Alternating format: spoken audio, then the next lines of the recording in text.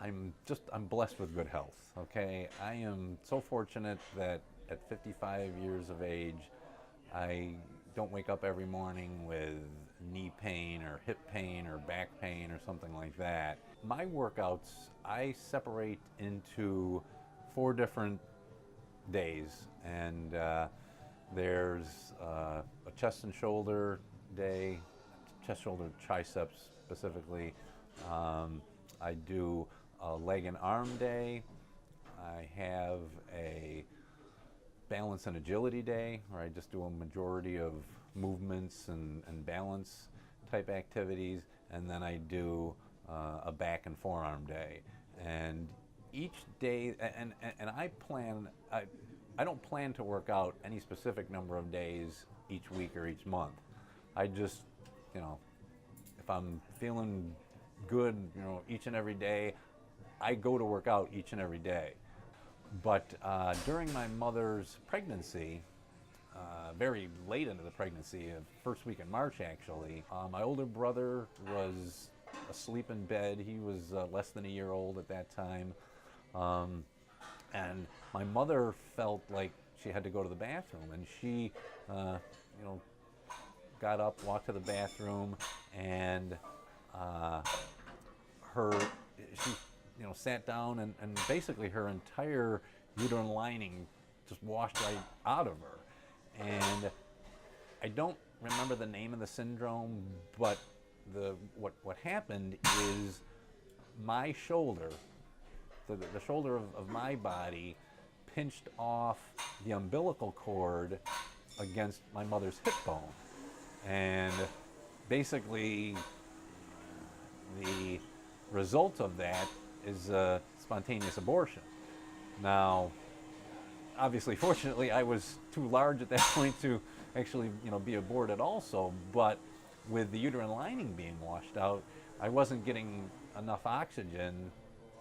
You know, if I was, you know, almost getting no nutrition and oxygen for what turned out to be, you know, between 1 and 2 hours. But yeah, it was a very complicated birth. It was a very difficult time, obviously, for my mother and father. When I was finally delivered, I wasn't breathing, didn't have a heartbeat. I mean, I'm told all this stuff, obviously. I'm told that I was a dark purple, a deep dark purple from head to toe.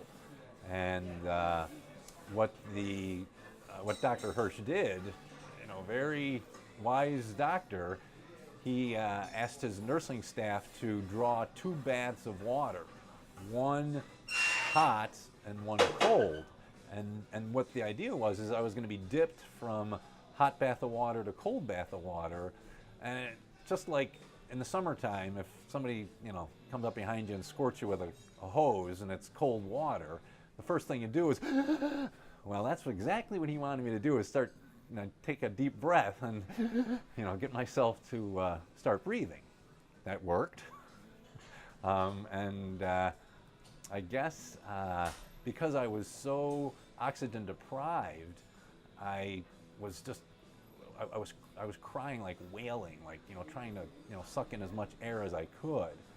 And then the other result of being oxygen deprived was that I suffered a certain amount of brain damage. A certain amount of brain cells died from lack of oxygen, which actually led to learning disabilities that I had to deal with as I was growing up, and, you know, still deal with today actually, and also some difficulty with coordination. But like I said, I mean, you know, happy ending. I'm here, you know, talking to you right now, and I was able to turn that somewhat negative learning disability situation into a positive, because it helped me develop the mentality of always trying my best. Actually, in 1983, even though I'd heard of semi-professional football, and even though I was aware it existed, I really didn't know much about it. Actually, a friend of mine and I were considering participating in, or with a semi-pro football team, I should say, out of Buffalo. actually a team called the Buffalo Geminis. And for whatever reason, because it wasn't meant to be that year in 1983, that team folded. It disbanded, just as they were going to get ready for a season. So didn't play in 1983, which was a year after I graduated from college in 1982. But then in 1984, I became aware of a team in Syracuse. The same friend who we were going to try out with Buffalo Geminis, he wasn't interested in playing anymore, but he told me that a friend of his from college played with a team in Syracuse, and that was a fairly well-run team, and maybe get connected with them. So I made a contact. They were actually in a transition period. They were changing ownership. They actually were close to disbanding also, but changed ownership, and played with them starting in 1984 through and including 1990. In the year 2000, summer pro football is typically in Northeast America, played in the spring and the summer.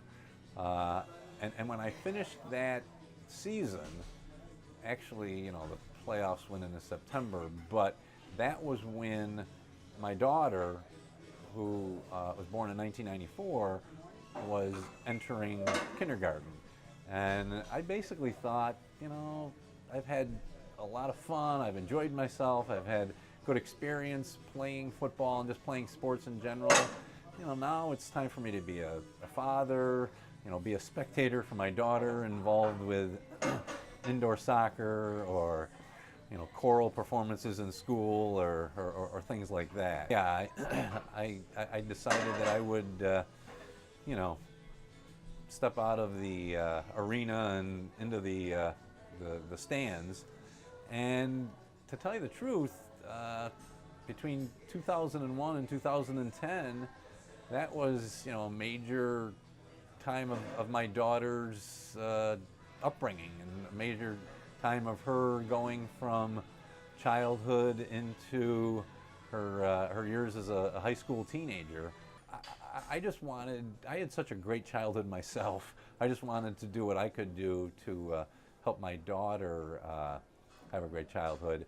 And by that time, my ex-wife and I were not together anymore, and so I wanted to do as much as a single parent as I could to help my daughter have as enjoyable a childhood as she could have. Well, and actually, I played again in 2011. Actually, what happened was in 2010 was when I came up to Erie County. I moved from Batavia, Genesee County to Erie County. When I was first up here, it was really just a matter of, let me get used to the surroundings and the settings. In 2011, when I'd been up here close to a year, early 2011, that was when it was going to be the summer between my daughter's freshman and sophomore year of high school. And I just, thought, Danielle's, an older teenager. She is starting to do, her own activities with peers. So I thought to myself, I should find, something for me to do during the summer. And I thought, I love football, I love sports. I'll contact a team that I know has been very successful, and I knew they were very successful because they played us several times when I played with Batavia, the team, the Buffalo Gladiators. And I contacted the offensive captain and offered my services. Said, I'm more than happy to, if you need an assistant coach, to come and coach. Maybe I could do stats for you at the home games. If I'm just a statistician, I'm not sure if I want to travel to some of your away games, but I'll be glad to help. And he said, because he had seen me a couple times at a fitness center,